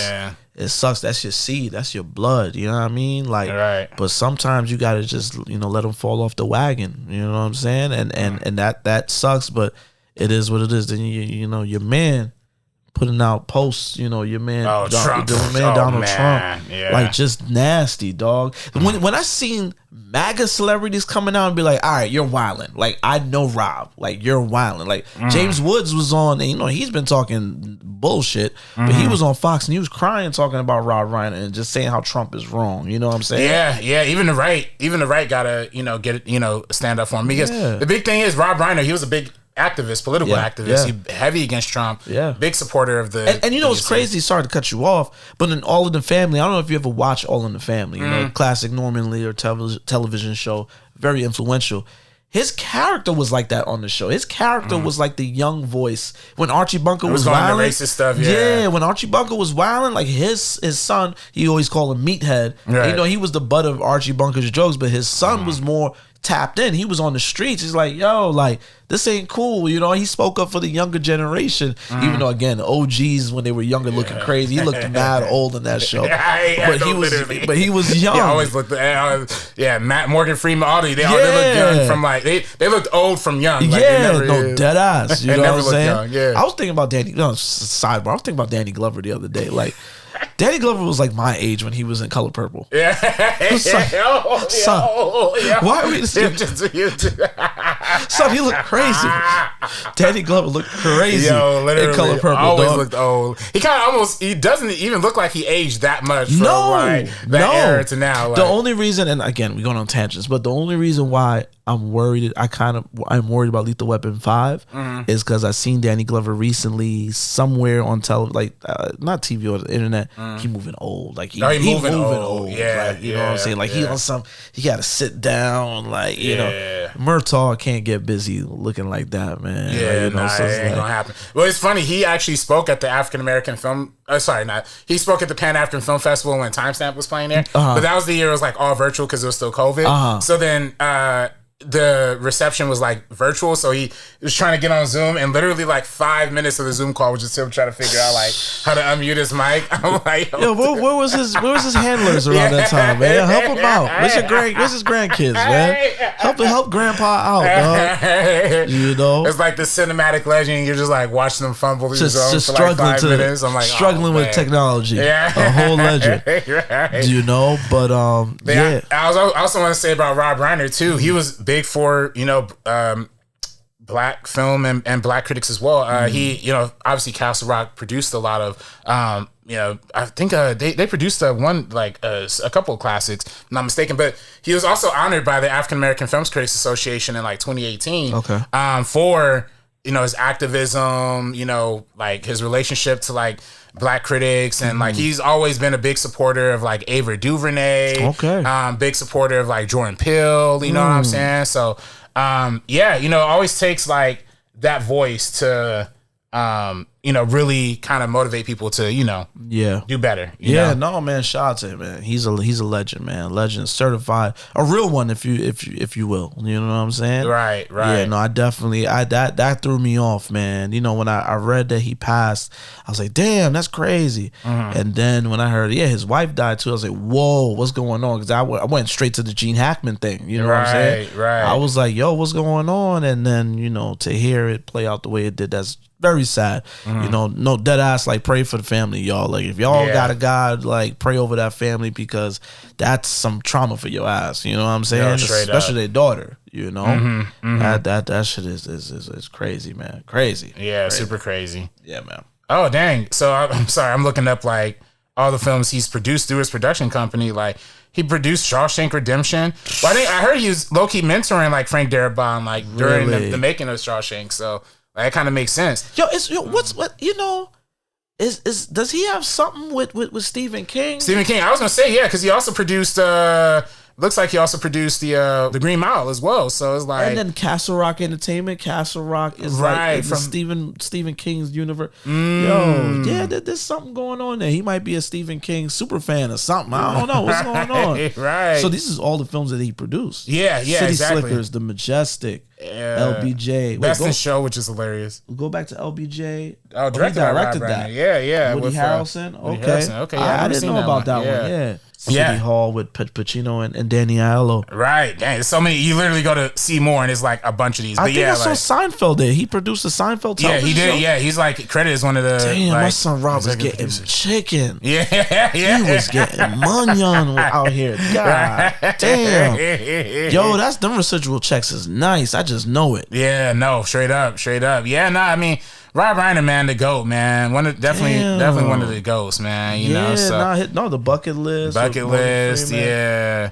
Friends with Benefits, recent one, yeah. The American President. That's with Michael Douglas and Annette Bening. Yeah, that one's really good too. Yeah. Miss Congeniality. Miss Congeniality with Sandra Bullock. Little Big League. I remember that one. That was a fun one. Michael Clayton. I think George Clooney got an Oscar nomination for that one. Striptease, he lost some bread on that one. He lost some bread on Striptease. But Demi Moore, I mean, hey, look, that's that one. In the Line of Fire. I remember that. That was like 93. I remember that. Yeah, nah. Honeymoon in Vegas, which didn't this put Nicolas Cage on? Yeah. I think this was right before he did Fear and Loathing in Las Vegas, so it was like really like a couple of Vegas. He producing Billy Crystal joints. That's because that's his man. Right. Slickers again. Yeah. So he had that. You know what I'm saying? He had that touch, man. And then Spinal Tap had a sequel. It literally just came on HBO Max like last week too. That's crazy. Yeah, literally just dropped on HBO Max. That's crazy, dog. Oof. Yeah, I'm gonna have to. That's why I'm gonna run. I gotta run back Stand By Me. Yeah, I talked about this on First Cut Live. Like, John Singleton credits Stand By Me for helping him write Boys in the Hood. Like, a big influence on that. So literally, we wouldn't have like that kind of we wouldn't have Boys in the Hood in the form that it's in without Stand By Me in a way. Like, so that's kind of amazing too. See how that homage was done, and you can't even tell. It's crazy, right? Crazy, ain't it? You didn't even know that them scenes of the kids walking to the dead body. You ain't even think Stand By Me, right? See how clean that was? Yeah. Unlike some filmmakers. Shout out to quote unquote Paul Dano for calling in on the show. Y'all going in on that clip. Y'all cutting ass. Y'all doing all sorts of stuff. The comments literally be killing me. They be like, "Yo, that's Saul Dano. Yeah. That's RuPaul. That's RuPaul Dano." Then there's some people get disrespectful, and it's just like, all right, that comes with the that comes with the territory. Then you got some people that's like, "Hey, that ain't Paul Dano." Yeah, it's like, all right, all right, man. You cracked the case. I can't believe it. Wow. I got duped. That's crazy. Thank you. Yo. Nah, that was funny. That literally had me crying because like there's dead people who like. Well, I'm telling you, when me and Kay was in college together, like people literally thought like he was like Paul Dano or something. Or he's like related to Paul Dano. So I was like, let me make sure we do that. Yeah, I only almost got like I think it's like 750K on Instagram, something like that. Yo, that was a good call. Whatever it was, that was a good call because I did not know it was gonna pop like that. God damn, But y'all was showing love in the comments, regardless. Like and all the clips that we've been putting up, y'all been showing love in the comments. My boy Noel from my job even texted me like, "Yo, congrats on that Paul Dano interview." That's crazy. That's crazy. That is hilarious. But yeah, no, we got a lot of comments from a lot of videos and shorts that we've been putting out. So thank y'all for that. Replying to the comment when we're talking about watch the movies, you know what I'm saying? Don't be just watching the recaps. Watch the movies. Mr. Universe said, "Nah, but the recaps be on point." I felt like, look, the recaps is there for a reason. It's a recap. Right. If you've seen it before, you forgot something, you run back to recap. Don't watch the recap and said that you watched the movie. Yeah. That's all I'm saying. Shout out to Dead Meat. I ain't want to throw that stray out there and think that the internet is weird. Motherfuckers could take it a certain way. I don't know if you saw it or not. I don't know. But I fuck with him because like he actually, I would watch a recap of something, a horror film. And I'll watch the whole thing, and then I'll be like, you know what? I want to go watch the movie now. Yeah, so I do that. Those are the best kind of recaps to me. Yeah. Yes, like it made me want to watch the movie. Watch the movie. That's all I'm saying. You gotta skip through it, man. Speaking of watching stuff, Joseph Ashley commented on our Welcome to Derry clip. He said RB3 needs to watch Welcome to Derry. Show's not scary. That rhymed. You can see. You got bars. Yeah, you got bars. You can see Spike Lee's Death by Temptation, Stranger Things, and Nightmare on Elm Street 3. Then you can watch this show. First 2 episodes are scary, but not really. Yeah, it was really just that first one that really shocked me. I'm telling you, watch it. And when I say this is one of the rare shows that stick the landing. Yes, okay. The last episode, I was like, yo, Marvel need to talk to these writers because the way they about to set things up going forward, it was like, yo, this is great writing. Now, I think about, I look back at my review and I gave it, I pretty much said it's a masterpiece of a show. The one thing I will critique is the way they handled, it's like a subplot with the government and how they're trying the nuclear thing. That's the only weakness. That was not interested in that at all. Right. At all. Well, that's what's funny. That was before I watched the show. People on Reddit were talking about, because the whole plot had leaked the whole thing. So people on Reddit were like, what does the show have to do with nuclear? Like that was literally all people were talking about. That's low key what got me interested in watching the pilot. I'm like, oh shoot, it's not like it's Pennywise, but there's a nuclear subplot. But then, I guess, that's one that people were not messing with. I think if I'm not mistaken, they wanted to use Pennywise on the Russians. I don't know. I was just kind of lost with it. That I was not interested in at all. You know what I'm saying? So that's the only thing. I bought the Steelbook. The Steelbook. They put a Steelbook. They put the pre-order went up. I limited edition Steelbook. I got it. There you go. There you go. HBO, they still do it right. They still do it right with the physical releases. Yes, they do. Young Oso said they better not try a crossover. Talk about the Stranger Things. Don't do it. We was just joking. I don't think they should do that. Right. That'll be a little crazy. Helsing 7747 said, I like the show a lot, but it's definitely not one of the greatest shows I've ever seen. The kids and parents are making so many dumb decisions that's not believable at all. But overall, a good show with dumb characters. I love that the show is connected to The Shining and Dr. Sleep. Horror. Think about horror. Anything horror. Yeah. Nobody's smart in anything horror. You know what I'm saying? And this little low-key debate kind of popped off on this comment. Okay. Oh, what did he say? Yeah, somebody else said, sounds like you have a fundamental misunderstanding of it. Right as if and then somebody else said, right as if the shape-shifting alien is supposed to be believable. Okay.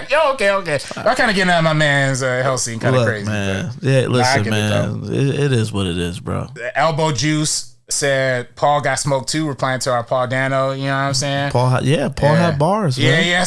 He had the poem bars on there. He even left us on a cliffhanger. Just dropped a little something. And it's just like, Let us sit on that one. I was like, oh, he's a genius. It took me a week, but I finally figured out what you were saying with that Tarantino one. He was saying that Tarantino recycles like his art, like he does it. He's a ripoff artist. Like that's something we all knew. Yeah. Poetic. He put in the poetic. I was like, I guess I was what that was. Like, he's like he on some Jay-Z shit. Yeah. Double triple entendres. Just shit going over our head. Like wow, he's a fraud. I always thought that, but you just, you know what I mean? You put it in a way. You know what I mean? Shout out to literally, I was like, I didn't get that. Shout out to Paul Dano, man. Paul Dano really killed that. Mind your Biznark commented on the Watch the Movies clip, said these kids are missing out on life watching reviews as opposed to experiencing life themselves. Absolutely. Yeah, absolutely. Like I like watching reviews, and you know, if y'all checking us out, clearly y'all like hearing reviews, watching reviews as well. But I only do it to kind of engage. I want to be in the conversation of something that I experienced. You know what I'm saying? I love retrospectives. This is why we do retrospectives, which, by the way, I think, RB, we got to talk about Waiting to Exhale, which just turned 30. Yeah. We're going to do that. We're going to do a full Waiting to Exhale episode, next episode. Promise you. Got to. I like to do that because I like to look back at things I experienced. So, yeah. These kids, they everything, even down to games, they'll watch somebody play a game. Yeah, they don't play the game. They just watch it and watch the reaction. And we'll talk to you about it. Right. That's if they experienced it. Yeah, no, literally. You know? That is crazy. But and then shout out to people commented on our last episode. Randall said, great episode. Thank you. Oh, that's my man Marcus. Shout out to my son Marcus. Man. Hey, shout out to him, man. He's a new listener. He said he loves the show. He said that we're naturals. He said he wants to check back. I think he subscribed. Oh, word. And he's like, yeah, I'm rocking with the show, man. I put him on like the last episode. I was like, yo, check this out. He was like, nah. He was like, nah, this is mad good, son. Yeah, that was a fun episode all the way through. Lee Chin said, go watch Heavyweights and D2 The Mighty Ducks, you know? Like Lois Key, I gotta utilize my Disney Plus and watch that for sure. Yeah, facts. Shout out to Lee Chin, by the way. He definitely, the people was rocking with him. He was great. One of my favorite guests, like for sure. Use M9F said, can you please put this on Letterboxd? I gotta give it five stars. Hey man, you know what I'm saying? Hey, Letterboxd, holla at us, you know what I'm saying? Right. Hey, Letterboxd, I'll sell you the IP. Yeah, Real One's original through Letterboxd. Yo, you know what I'm saying? You feel me? We'll do it. Hey, holla at us, man. Yeah, you ain't got. I'll do all the work. We'll do the work. You know what I'm saying? We'll do all the work. David Cardiff, our homie from Ireland, said, the walk home just got better. Nice one. Man, shout out to you, man. It's nice to hear that people are listening to us when they like walk in or like on their way to work. You know what I'm saying? Shout out to y'all, man. Fabioso Roya said the title itself deserves an award. White on white crime? Yeah. Definitely white on white crime. I love seeing white mess in public. Because I'm tired of seeing black people and shit. Hey, they go in the comments. It's the usual suspects. Let's watch these white people tell each other. What's the Joe Kim Noah? I love that. And let's see white people tear each other's head off in public. You know what I'm saying? Yeah, no, exactly. Going back to older clip, talking about Robert Townsend and the Marvel comic books. By the way, he just did a masterclass lately. Oh, really? Robert Townsend. I've been seeing a lot of clips going out there. He's been active. Oh, okay. He's getting his flowers big time. That's what he needs to. He needs to. He deserves to. He definitely deserves to. Sacco. Yeah, I'm not pronouncing that name. Said should have taken it more seriously, not comedically, like it was Marvel and not a sitcom. Oh, talking about Meteor Man. Meteor Man, yeah. I mean, look at the premise of the film. How serious can you do you want to take it too serious? I mean, you could, but I like the tone of it. Yeah. No, it's definitely, it had a very earnest tone. Yeah. You know what I'm saying? It's very like for the kids. Yeah. If you hear the backstory about it, like why he developed it, that's for the kids, man. It worked on me. I was 5 years old. That shit, you couldn't tell me Meteor Man wasn't one of them ones as far as superheroes. You know what I'm saying? That was like my black Superman. Right. I was never really a Superman fan, so that was my substitute. Yeah, no, and you know, it's some for the hood too. Like the hood kids gotta know, like we got superheroes in our space too. Yeah, you got you put Don Cheadle in the blonde, flat top, Debo in the blonde, Caesar, low cut Caesar, Big Daddy Kane, Luther Vandross looking very zesty with that gun. He's like, Face all set, he's all skinny. Skinny. Bro, everybody was in that movie, son. Yeah, that was a packed cast. Bismarck, Naughty by Nature, Cypress Hill, James Earl Jones with that fucked up. He was wild in all the movies, son.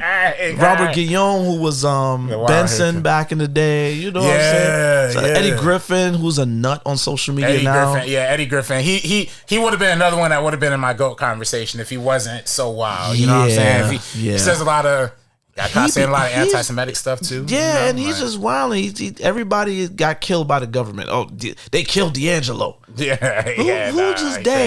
killed? Like, no, D'Angelo was sick. Oh, they killed Malcolm Jamal Warner. Like, cut it out. Yeah, that's crazy. I think I had listened to Seth Rogen's audiobook, and he talked about how he was like in the Comedy Store one day, and then Eddie Griffin was in the back. He was excited to meet Eddie Griffin. And then Eddie Griffin, as soon as Seth Rogen walked in, like he goes on this huge like F the Jews, like yo, and he waited right until, and then Seth Rogen wasn't popping. He was a young comedian, but like, come on, man, like you didn't need to do that.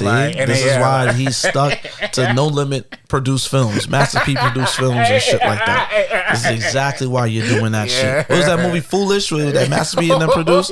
That's why that Double Take with Orlando Jones. Don't nobody remember that now because like you have no currency outside of.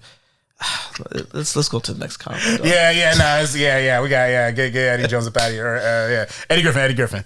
Jumpstart ish said, talking about the rapping when we were talking about that movie rapping from 1985. This movie goes down in a hip hop trash hall of cornball. Especially the scene when Mario rapped about a booger. It was incredibly garbage, way worse than Saved by the Bell rap. Eli Porter would have been Tupac if he was in this movie. Eli Porter. Do you remember Eli Porter? That was viral before viral. Eli Porter. Let me give y'all a little backstory on Eli Porter. It was some cable access freestyle thing. They had them rapping to the camera. I really need it. Classic. Eli, man, the one dude that was rapping with him was trash. He was trash. Eli came on, man. I think he had a disability or something. Yo, dog, he was rapping, and then mid-rap, he just did this right here. It was just like, and they had the angles, the two angles of him just like staring at it. I was like, yo. Got one question, man. Tell me who next. This nigga salt like a nigga who just getting the best. See, I'm the best, man. I did it.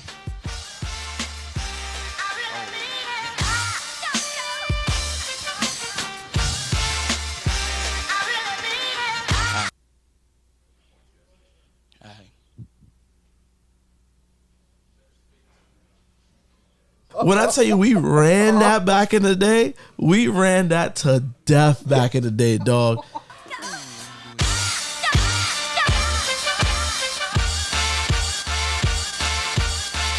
Yeah. See, I'ma let you know who the best by the hour. This like Rosie O'Donnell. Crazy, dog. Yo, who said that? That was Jumpstart, yo, son. You wild for that. But he ain't wrong, yo. Rapping is terrible, dog. Yo, that's a good comment. That's one of my favorite comments right there. Brought back to Eli Porter. Yeah, I ain't heard it. I ain't heard that before. Now I really gotta search that. Like, I gotta search that. Yo, RB, you will cry.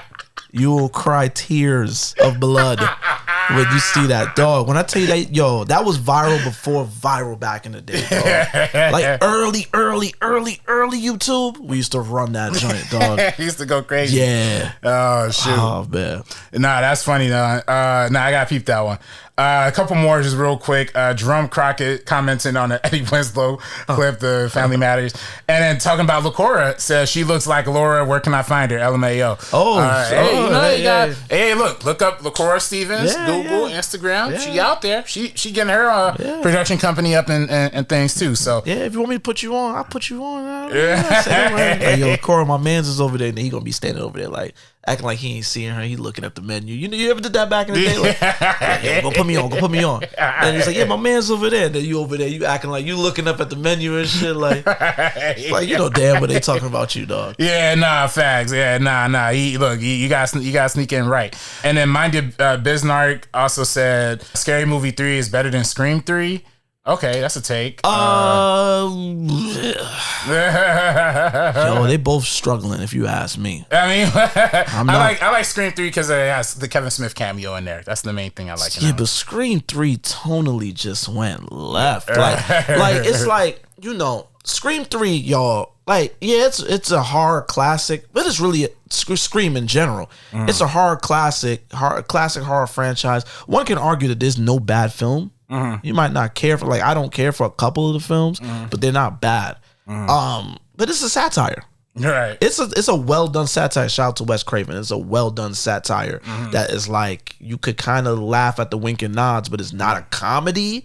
But it takes itself seriously at some points. And I feel like Scream 3 leaned into the comedy a bit, a little bit too much. You know, the what's the name? The character what's Shorty? She was in she had that wild scene in Beau is Afraid. Parker Posey. Yeah. I feel like her character was just too much. Like, she was having fun making Scream 3. But it was too much for me, dog. You know, Dion Richmond, who's the brother in it, they just made him the wisecracking brother, you know what I'm saying? Did the Kevin Smith cameo, you know what I'm saying? Which that's a wink and nod, but I just feel like Scream 3 just kind of leaned into the foolishness. They was like Scooby-Doo. They were just following each other everywhere. It was just stupid. I remember the scene in the trailer with the Ghostface threw the knife and the knife is coming at Dewey. I remember in the trailer when I saw it, I said, "Oh, like he can't dodge that. They killed Dewey." Then you see the movie, like the thing hits him in the head. He's like, "Oh," and like he falls. It's like, all right, man. Like, yo, that's another movie that I remember seeing it when I was like 12. I was like 11, 12 when Scream 3 came out, and I remember saw it in theaters. I was like, I don't like this movie. It was like, you can tell even back then. I knew early I didn't like the movie. You know what I'm saying? I don't revisit it much. You know, Scary Movie 3 now. No weigh-ins. Right, yeah, that's one kind of weird too. It leaned into it was heavy, like Naked Gun type spoof, but it had moments. Like there's a scene with, because Kevin Hart is in it. Early Kevin Hart. There's a scene where they're at Brenda's funeral and like they think they said, they was like, yeah, we have to wait. He said, she's awake. George, it's awake. Awake? No, Brenda, it's George, a miracle. I thought you were dead. So your teacher's alive. Hello? What did he say? I got your back, George. I got your back. She's alive. Let me tell you what. She's alive. Brenda. George, Brenda. stop. Dead. No, we won't lose you again. No. Nothing. She's not breathing. Don't worry about it. I got it. Damn it, live. Live. Damn it, live. Let me open the windpipe. Charles, breathe. Stop. What are they doing? Get out. Yo, that scene, I remember I was in the theater for that. That shit was funny. And then the Kevin Hart and Anthony Anderson going at it was hilarious. They have some hilarious moments in that film. You ever wonder when it's time to stop living up here and start living down here? Yo, but what if we stop living over here and move over there? Shit, my aunt Shanika used to live over there, man. But that bitch got evicted, though. Word? Yeah, Actually, this is. What for? Mice. Mice? I thought she had rats. No, man, rats are outside. Mice are inside. Yo, but what if a mouse goes outside? Does it become a rat? And if a rat is in the house, is it a mouse? I ain't never seen no mouse outside, though. That's what I'm saying. That's because it's a rat, fool. Damn. Yo, you might have just made a fact just now. That's some real shit. That funeral scene, the wake rather, and just there's a scene where like Kevin Hart and Anthony Anderson is just going back, like on some Abbott and Costello going back and forth with each other. It's hilarious. But so I don't know. They on the same. They on equal footing, right? Man. When the parody starts to meet the quality of the original, it's kind of interesting. It's kind of weird. Yeah, a couple more. Well, one more. You know, Joseph actually sent in a few, but this one definitely stood out to me on the last episode. Y'all gotta look past 50 and see the Diddy doc. You'll see how he kept people around by manipulating them to begging because their career was in the balance of him and still trying to get money that he owed them. Pac and Big's friendships, Casey and other women he took from other well-known folks as well. Crip ties. It's a good watch. I agree. It's I hear you. Watch, but I hear you, but and I feel like I tried my best to explain my issue. Mm-hmm. The 50 thing, yeah, a lot of it is him mugging for cameras and him definitely carrying on as if this is a personal vendetta. He don't care about the victims, none of that stuff. But then there's also certain moments in the doc, and I'm not saying the entire thing is a fraud, but there's certain moments in the doc that I was alive for. I remember some of the conversations, and then even people that were there, journalists that covered it, they were like, hey, the doc is sensationalizing certain points. Like, you know what I'm saying? The way they edit certain things to make it believe it's leading into what happened here. Some of the information they're gassing. I think Jadakiss was just on the Joe and Jada podcast saying, you know, they saying in the doc that Big didn't want to be in LA. He was afraid of that. He was like, yo, that's not true. He wanted to be there. We was having fun. That's the most fun I've ever seen Big have. So I feel like there's just moments in the doc, and this is for me, RB, and there's Joseph Ashley, right? This is for me. I believe in nuance, right? Both things can be true. Everything you just said about Diddy, absolutely, you know, absolutely, all of that. Like, he's where he's at, he belongs where he's at. But also, when things start to become a pylon, and then you're kind of fabricating certain things, twisting the narratives to create this, right? You know, I have an issue with that. You know what I'm saying? And to Marlon Wayans' credit, he's getting killed online too for saying this. But documentaries, you can stage anything a certain way and it's gonna fly. You know what I'm saying? It's easy to do, very easy. That's why I feel like documentarians are probably some of the more, I don't want to use this word negatively, but like dangerous people, because they can really just think, if somebody didn't like you, RB, right, and wanted to make a little 20-minute YouTube documentary about you, they put the right music, you know, they start to, you know, twist certain things. They start to show certain imagery that make people say, hey, maybe, you know, I didn't think about that. Right. You know, like I tend to fall back from documentaries when I feel like there's a lot of that going on. And I mean, like, and again, this is not all happening. This is not the entire doc. There's just certain points in it that I feel like people are just gravitating to, and it's just messy, and it's a pylon, and I still haven't seen the doc. Like, for that reason, and also the Netflix account I was using, Netflix blocked my shit. I think in the new year I'm gonna have to get Netflix. You know what I'm saying? I hate that shit. That's how they do it, man. Yeah, I hate that shit. That's another bill I'm gonna have. Oh man. You know, but yeah, that you know, I don't like it. And then just 50 is slimy. Yeah. It's a slimy dude, and I just don't.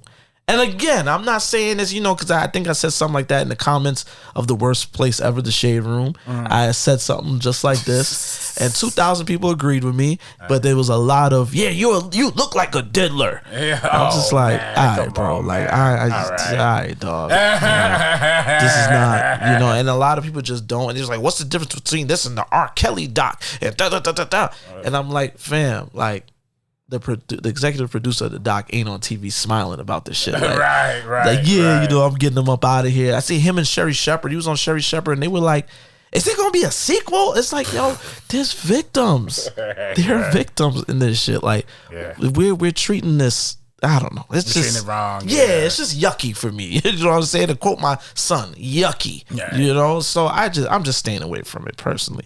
I think I got enough details hearing about the Punisher and the freak offs and all that stuff. A lot of that was unsolicited info too. I'm just scrolling and seeing, hey, Diddy likes for men to come on his shorty's chest. It's just like, yo, fam, I did not need to know that. But fuck it, now I know it. Like, you know, so I'm just trying to. I'm good. I'm good on it. Yeah, no, that's really how it be, man. It's like you gotta really come at it with a sensitive. I think for me, most of my documentary filmmakers you meet are like genuinely good people. Like they're very humble. Yes, like they are actually interested in like the human story. It is like when it comes, and even shout out you spoke on R. Kelly. Shout out my homegirl Rachel Cushing Levine. Actually, she married and. She was actually an editor on the R. Kelly documentaries. And I asked her, I was like, yo, like how tricky was it? She even edited the super intense one that was like, where they were like rescuing the girls, like kind of thing, episode 5, I think it was. And she was like, yeah, it was like very hard. Like we have to be real sensitive about like how we show certain things and we show what we did. Imagine what they cut. Yeah, exactly.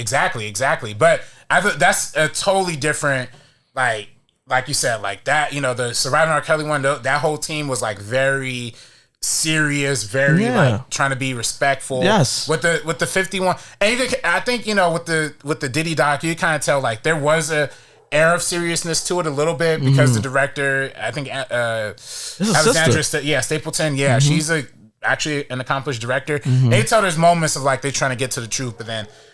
There's also some of it that's like 50 trying to sprinkle a little extra juice in there. Like, it becomes a Shade Room documentary at some points from what I've heard and from what I've seen. Again, I didn't see it, so, shame on me for speaking on something that I didn't watch completely. But you didn't watch the movie. I didn't watch the movie at this point, but I saw a little thing. I'm just staying away from it. Like I'm not gonna tell y'all it's good, it's bad, but I just know that there's things in it that from what I've seen, the clips I've seen, and what people have talked to me about, and what I've seen reaction to, I'm good on it. I think I am interested in Diddy's early life. I feel like I don't know anything about that. Yeah. So I think if I do get around to seeing it, I would probably watch that. Right. That's like the first episode though. Like, and that's it. I don't need to see anything else. Yeah, it's good on that. We good on that. Yeah. One more comment before we get up out of here. Shout out to Handle Up said, talking about the magical Negro, how it was coined from the Legend of Vagabond, if I'm not mistaken. Legend of Vagabond. Spike Lee coined it. Yeah. Handle Up said, I had no idea that Spike coined that term for this movie. That's crazy. It fits so well, and I always think of that role. I always think about that role with a side eye. So I mean, shout out Will Smith. You know what I'm saying? Like, he's my GOAT acting wise. I don't know if it's the Jada Pinkett thing I'm still upset about because there's a little hate in my blood still for marrying Jada Pinkett. That was my woman when I was a kid, But Will, how do I say this? This might be a controversial take. I don't know. But Will, a lot like The Rock, comes off as a brand. He don't come off as human, and I just feel like everything he's doing is like for validation. It's very a strategical move, kind of. Yeah, everything. I feel like he don't take risks. Like it's just I don't see him like I see a Denzel and everybody else. Like Will is like another tier for me, and it's not bad, but and he's box office. Will is a legend. Will is an icon. But things like Ali, Concussion, Legend of Bagger Vance, clear Oscar bait. Right, even King Richard, which he was great in. Yeah, right. I will say that he was really good in that. A lot of clear Oscar bait stuff, and look, now that he got his Emancipation, he went and did. Yeah, that was his get back. Yeah, and then that's what's the last thing? What have we seen him in since? I mean. Spoiler alert, I don't know if anybody here watches Bel Air. You know what I'm saying? Oh, I heard about that. Yeah. I actually saw it online. Yeah, that got spoiled for me too. I was like, damn, the day the episode comes out, y'all tweet it. You know how that is, bro. Right. If you want to see something that's big, do not go on YouTube that morning. Nah, not even YouTube. It was on Twitter. It was from the official Bel Air Twitter account. That's what really pissed me off. I was like, because, damn, I want to say, are you going to watch DERRY? Please watch it. I'll watch it eventually. Okay, please watch it. There's something that is revealed that we kind of theorized. If you start watching the show, the more the show going, we kind of theorized. And right before that, where was I that Sunday? Is that when I was coming back from Vegas? I think so. Or was it I was back, but because of the East Coast, West Coast time difference, the It account posted a spoiler of something that was revealed, and I saw it and I was like, God damn. So it was right there on my Instagram feed, and I'm just like, God damn, the show. Like, I didn't get to watch the show. Oh, you know what it was? It had already been on. I was waiting for my son to go to sleep. Oh, yeah. Because he's I'm trying to watch the show. And is that Pennywise? Is that? It's like, shut up. You don't get scared by that stuff? No, yo, honestly, my son, I've thrown on horror movies, and he's just like, is that a scary movie? Is that Scream? Is that like, really? And he'll watch that stuff. Like the imagery does. I don't know what. Yo, lowest key, my son don't seem like he's afraid of anything. Really? Yeah. I ain't gonna hold you. When he was first born, they gave him a vitamin K shot like immediately, and like this is him fresh out the womb, right, in his foot. Yeah. And I remember I was like, oh, he's about to start crying, and no, he was just like. I said, yo, he ain't crying. Like, you know, my son he's afraid, not afraid, but he don't like interacting with people. He starts, you know, he gets real, like, but like horror stuff, so far, no. No. I don't know what it is about these iPad kids, these new generation kids, man. I was afraid of shit when I was a kid. Literally, You ever heard of Harry and the Hendersons? I heard of that movie. Yeah, that's a movie, right? It was a movie, and it was a show that Channel 11 used to show the movie, and they used to show the commercial. That Harry, that used to scare the shit out of me, dog. My brother, I remember when Thriller used to come on. You know the little quote they put on before the Thriller video started about Michael Jackson. Kind of, I think he was like saying he doesn't worship in a cult. You know, he was Jehovah's Witness, so he had to put up like a disclaimer. Right. My brother used to see that disclaimer come on and run out the room immediately. Yeah, because he already knew what was coming on after that. The Martin episode when Martin got beat up by Tommy Hearns and he came out with the swollen head. Oh, that was a freaky. That used to clear out the room. Whenever there was a bunch of kids at my crib or at my cousin's crib, that used to clear the room. You know? But my son, he's not afraid of anything. It's crazy. Yeah, and hey, man, look, he might be a good horror director too. Listen, man. No, he likes music. I think he's gonna be a music. Okay. I think he's gonna be a musician. He be walking around with the guitar, dancing and stuff. Yeah, he's gonna be a musician, man. That's the way. That's the way, man. You know. But hey, man, that was episode 41, man. Yeah. You know, you have to check in with y'all real quick. You know, we got to dabble in, you know, some trailers, some light trailer reactions. You know, talked about Avatar, Fire and Ash, which I'm gonna try to go see. I'm gonna try to go see. Hopefully, I mean, the one thing that's good about Avatar, I feel like it's a little bit spoiler proof in a way. Like you can kind of hear plot details, but it's not like there's like reveals, of course, but like there, you know, you could go in kind of seeing the trailers, kind of knowing what it's about, and still have a surprise. It's a visual spectral for sure, spectacle, but story-wise, repetitive, a little weak. It's all good, you know. Lowest key, that's every Avatar movie for me. Yeah. It's the same.